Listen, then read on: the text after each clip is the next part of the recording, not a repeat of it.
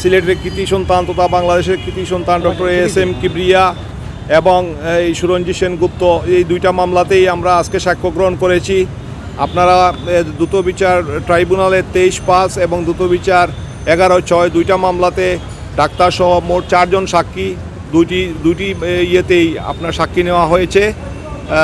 দ্রুত বিচার ট্রাইব্যুনাল এর আপনার হত্যা মামলা এবং এই গ্রেনেড হামলা দুইটা মামলাতেই সাক্ষী নেওয়া হয়েছে এবং সুরঞ্জিত সেনগুপ্তর একটি মামলায় সাক্ষী নেওয়া হয়েছে।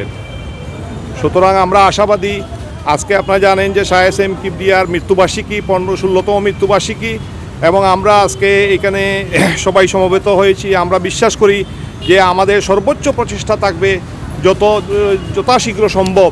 এই মামলা ইতিমধ্যে অনেক দেরি হয়ে গিয়েছে, যাতে বিচারটা আমরা করে যেতে পারি সর্বোচ্চ চেষ্টা করা হবে। আদালতও এই ব্যাপারে সর্বোচ্চ সহযোগিতা করছেন। প্রসিকিউশন এবং আসামি পক্ষেও যারা আছেন লইয়ার সবাই একমত হয়েছেন যে বিচারটা দীর্ঘ সূত্রিতা হয়ে গেছে। আমরা চাই যাতে এই ন্যায় ও সুবিচার প্রতিষ্ঠা হয় এবং শাহ ASM কিবরিয়ার মতন একজন বাংলাদেশের কৃতি সন্তান যার হত্যাকাণ্ডের বিচার বাংলার মাটিতে অবশ্যই হবে ইনশাআল্লাহ।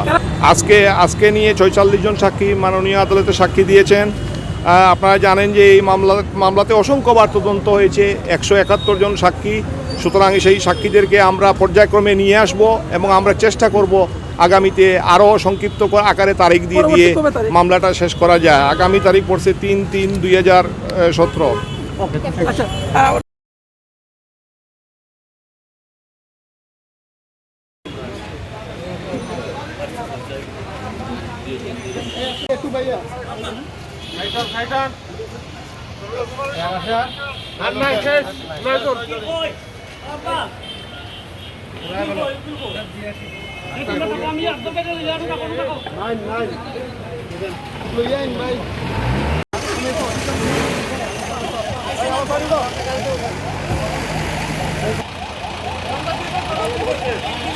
আপনারা জানেন